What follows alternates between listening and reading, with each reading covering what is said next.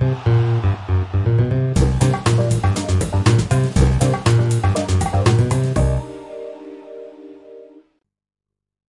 video ini, saya akan mengajak Anda untuk melihat data sales. Yang kita perlukan adalah digit pertama dari amount yang ada dalam data sales.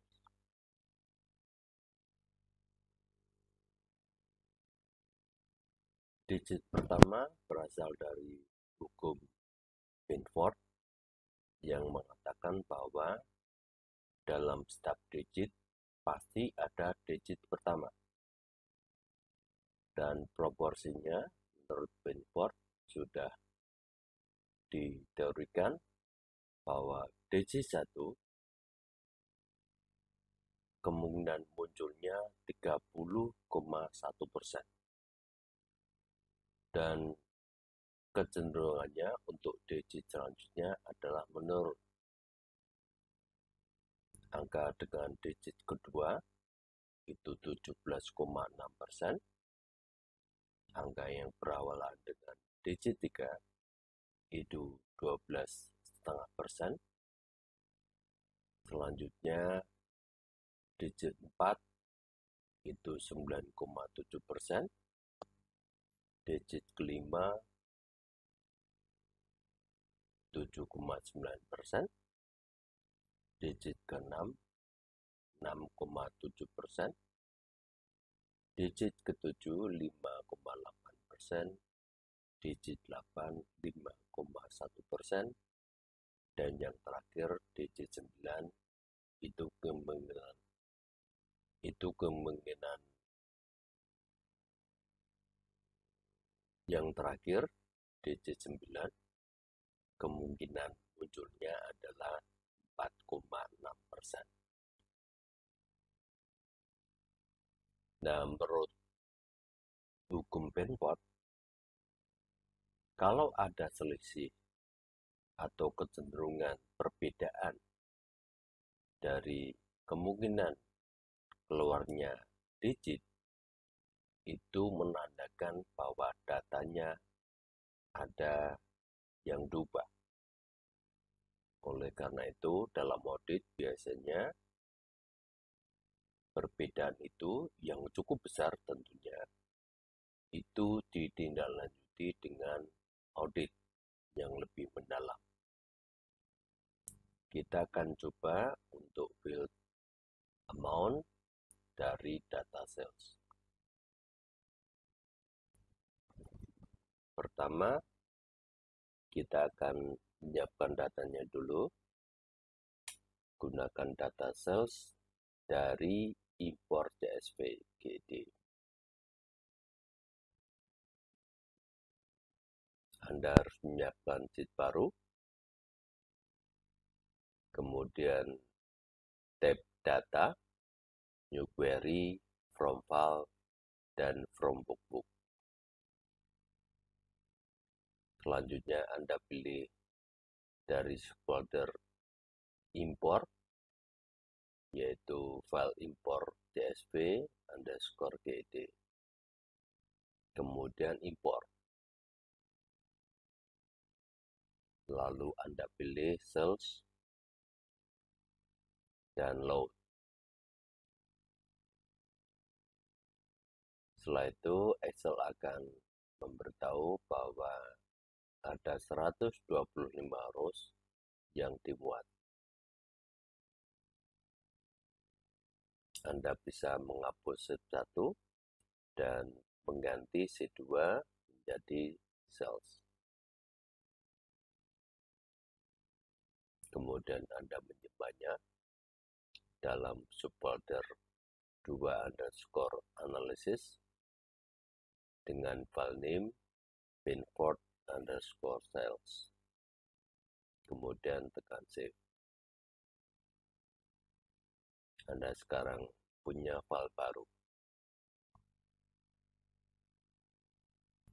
Nah, kita sekarang akan berlatih untuk membuat analisis terhadap digit pertama.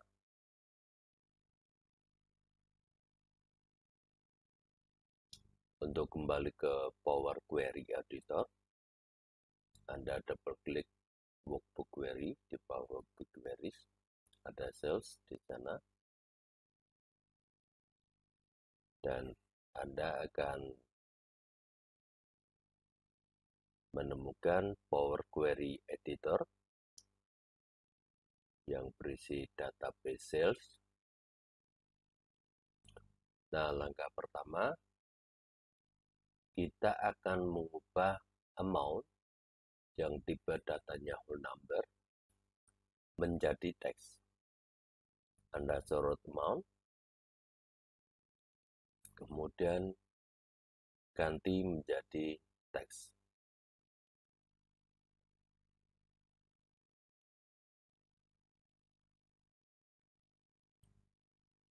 Berganti menjadi rata sebelah kiri, itu menandakan bahwa amount sudah berganti menjadi teks.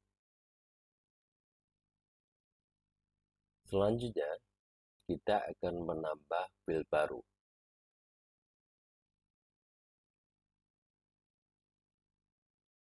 Anda tekan tab Add Amount, Add Column, dan Anda tekan Add Column. Anda tekan tab Add Column, kemudian pilih Custom Column. Nah, di sini supaya ada namanya, New Column Name Anda ganti menjadi digit 1.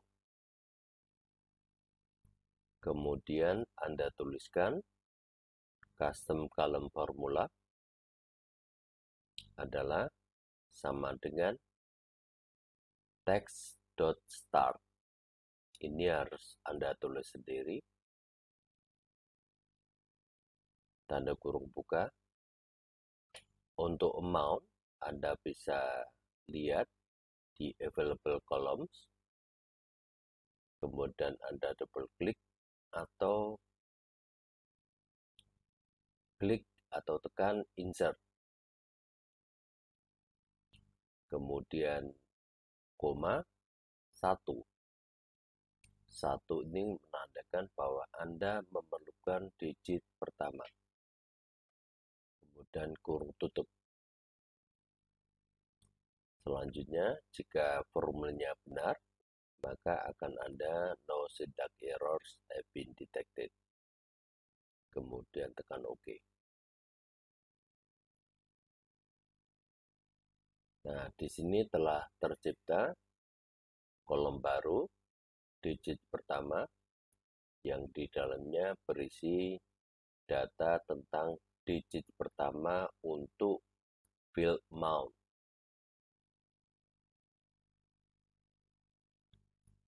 Selanjutnya kita kembalikan untuk field amount menjadi whole number.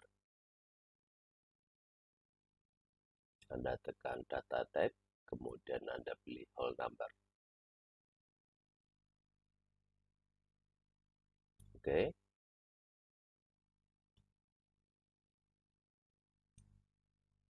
Nah, selanjutnya kita akan mengelompokkan field digit pertama, digit 1.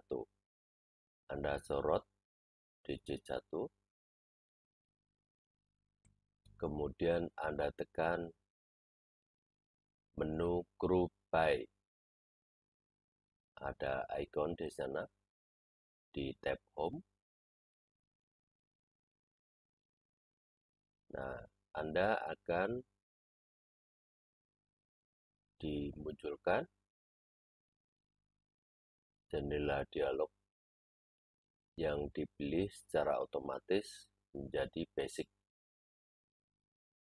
Kalau Anda sudah menyorot kolom digit pertama, maka grup by-nya berubah digit 1. Kalau Anda lupa menyorotnya, Anda tinggal milih saja. Kemudian new column name dan operation. itu by default akan muncul count. Untuk operasi itu adalah count rows. Kemudian tekan OK. Nah, secara otomatis Power Query Editor akan mengelompokkannya berdasarkan digit. Di sebelah kiri ada kolom digit 1 dan sebelah kanannya adalah count. Berapa kali dia muncul. Oke, sekarang kita urutkan untuk kolom digit pertama. Anda pilih Sort Ascending, kemudian OK. Otomatis menjadi urut. Selanjutnya, Anda sorot Counts untuk melihat berapa jumlahnya.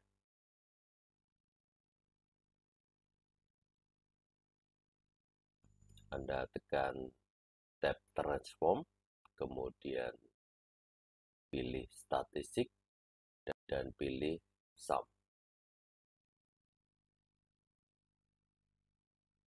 Maka akan muncul bahwa total digit 1 tadi adalah 125.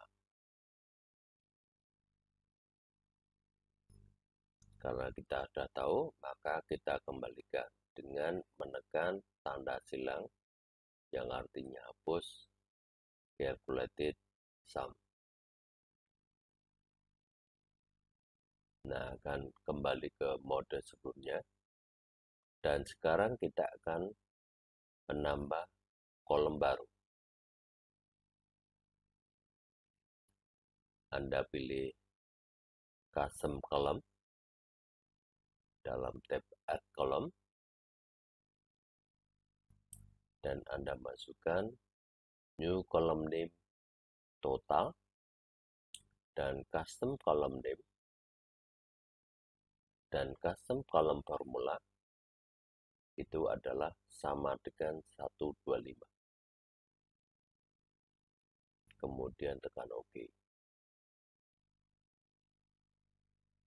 Akan menambah kolom baru yang isinya adalah 125 semua. Kita akan menambah kolom baru lagi.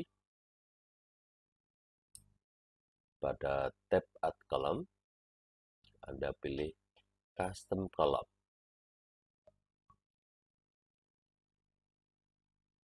Di sana Anda tuliskan new column name-nya proporsi, kemudian custom column formula itu adalah sama dengan field count dibagi field total. Jadi dua field sebelumnya, dua kolom sebelumnya kita bagikan. Kemudian tekan OK. Nah, akan muncul tab baru, akan muncul kolom baru yang berisi data proporsi, yang merupakan pembagian dari kolom total dibagi kolom yang merupakan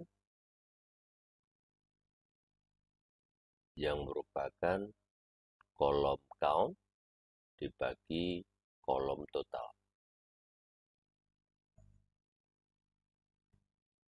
Kita tambah lagi kolom berikutnya.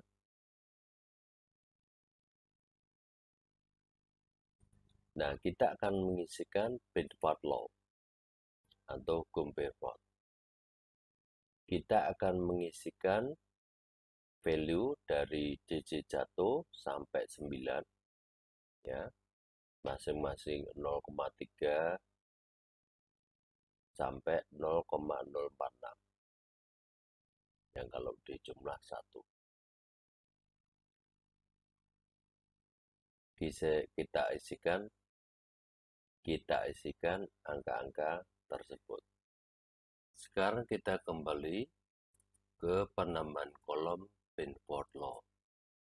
yang ada di sebelah kanan.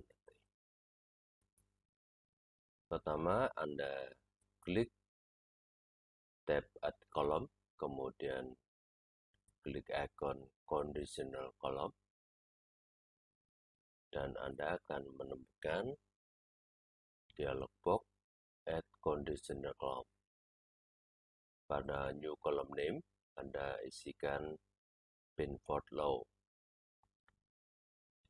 Kemudian baris di bawahnya, if Anda pilih kemudian DJ1, operatornya equal, value 1, outputnya 0.301 atau 0,301, tergantung setting komputer. Anda bisa pakai titik atau pakai koma, tergantung komputer Anda. Kemudian untuk membawa kita pada baris kedua, tekan Add Rule. Maka akan muncul baris kedua, dan Anda isikan else if, kolom name DJ1, operator tetap equal, kemudian value menjadi 2, outputnya adalah 0.176 atau 0,176, kemudian klik Add Rule lagi untuk menuliskan value 3-8. Seperti ini. Dan untuk outputnya, itu Anda menyimak kembali Binford Law, itu dari 0,125 sampai 0,051. Kemudian untuk angka 9, value 9, itu Anda isikan di baris otherwise 0.046 atau 0,046. Kemudian tekan OK. Kalau Anda benar menuliskannya sesuai dengan setting komputer, maka akan muncul kolom terakhir yang berupa kolom Binford Law. Dan di situ dituliskan angka-angka yang tadi sudah kita isikan. Oke. Selanjutnya kita akan menambah satu kolom terakhir, yaitu perbedaan antara proporsi yang muncul dengan Binford Law. Anda tekan Custom Column, dan pada jendela dialog Anda isikan new column name-nya different, dan custom kolom formulanya adalah sama dengan fill proporsi dikurangi fill Binford Law. Kemudian tekan OK. Dan akan muncul new column name different yang merupakan perbedaan dari fill proporsi dan fill Binford Law.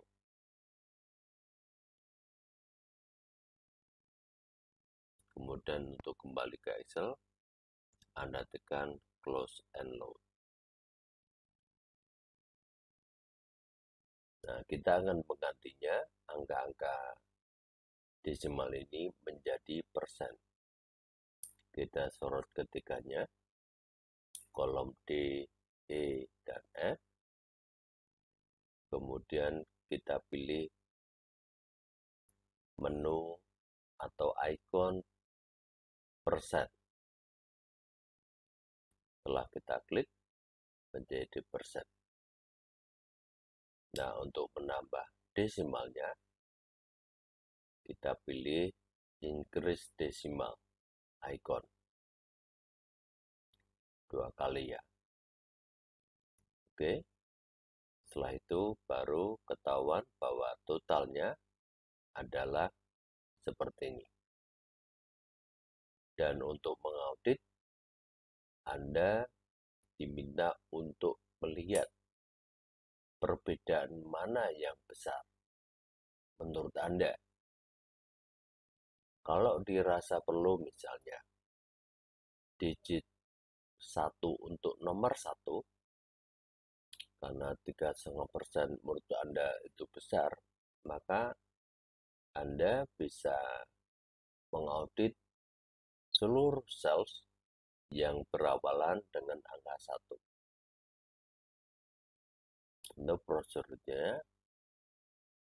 Tentu prosedurnya adalah mulai dari melacak apakah sales itu terjadi atau tidak. Begitu juga dengan angka-angka yang lain. Dan ini adalah contoh bagaimana kita membuat Benford Law menjadi salah satu alat untuk mendeteksi kecurangan.